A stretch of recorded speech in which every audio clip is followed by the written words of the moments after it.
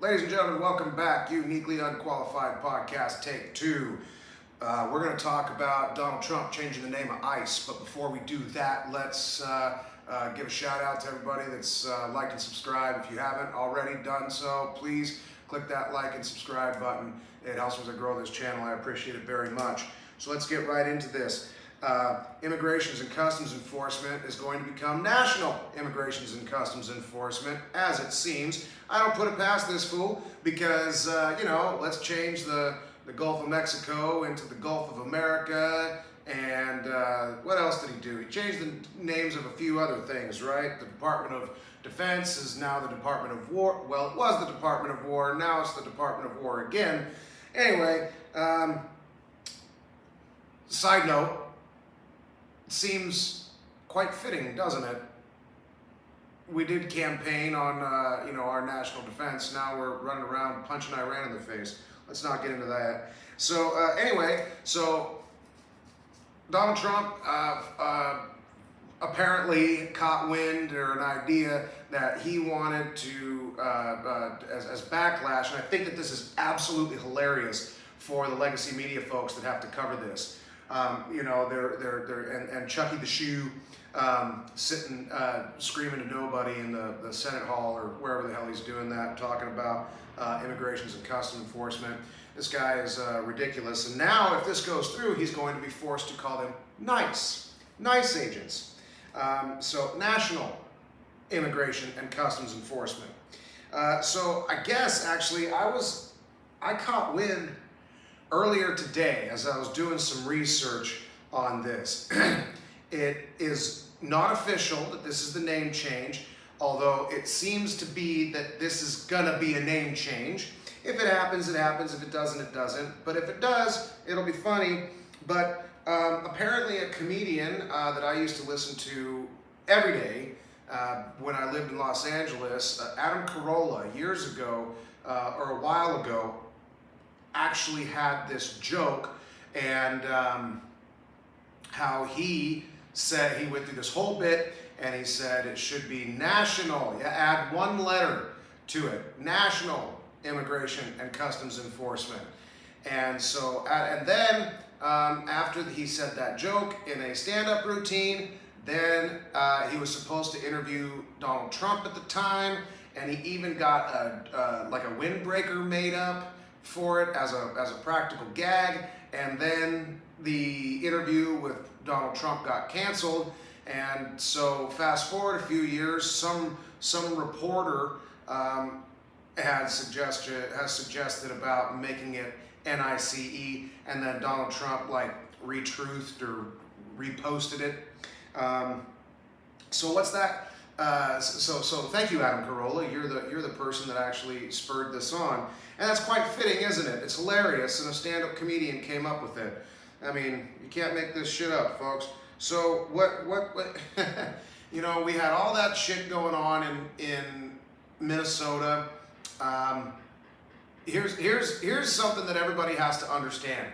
This isn't a militant fascist taking shit over. That's not what happened. What's her name? Something Good. Michelle Good. It wasn't Michelle. Last name of Good, and then this guy Alex Preddy.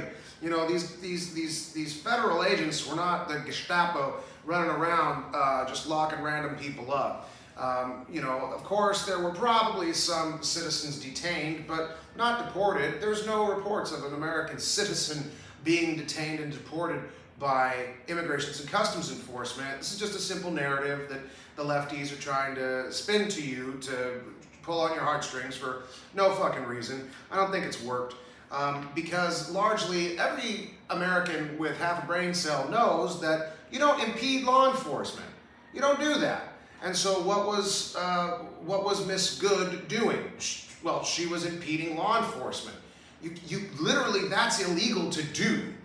And so when, I don't give a flying fuck what the circumstance was, she hit a federal ICE agent.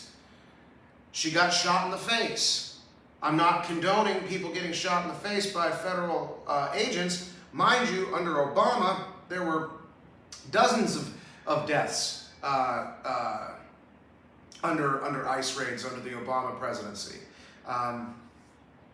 Meanwhile, we've reported, what, 2 under this Trump ICE raid in Minneapolis? Anyway, Nicole Good.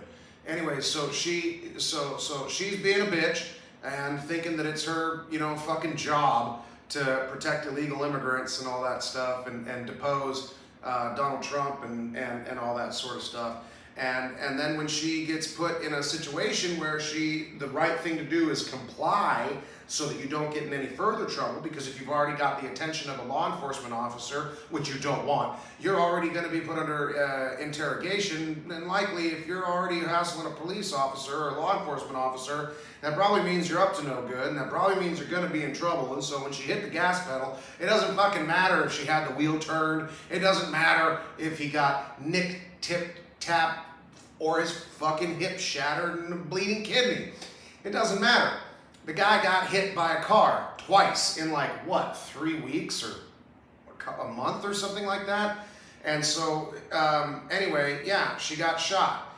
Was it a good shooting?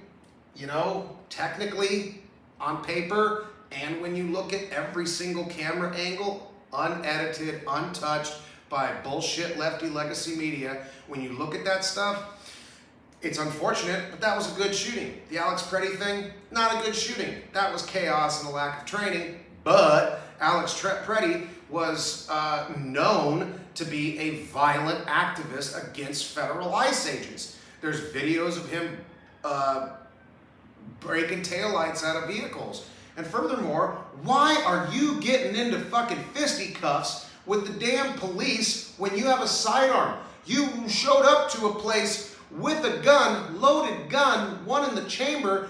That insinuates that you intend to do some form of violence, or you think that you're going to have to defend yourself, and in which case, if you're pulling a gun on a federal agent, even if you get one shot off, you're fucking dead. And his whole thing, the badge, there should have been a little bit more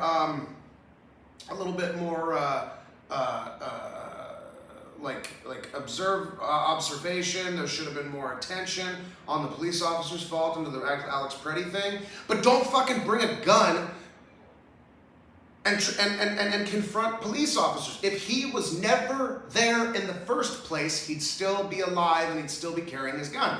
And that's just the God's honest truth. There's people in California that were trying to make their job hard and all this stuff. And then the media takes off. The Gestapo, the ICE agents, the this, the that, the blah, blah, blah. We're just so full of shit about all this. And what makes me laugh is that if this goes through and the name change is a real thing, then the media will be forced to either further slander and just call them something that they are absolutely not.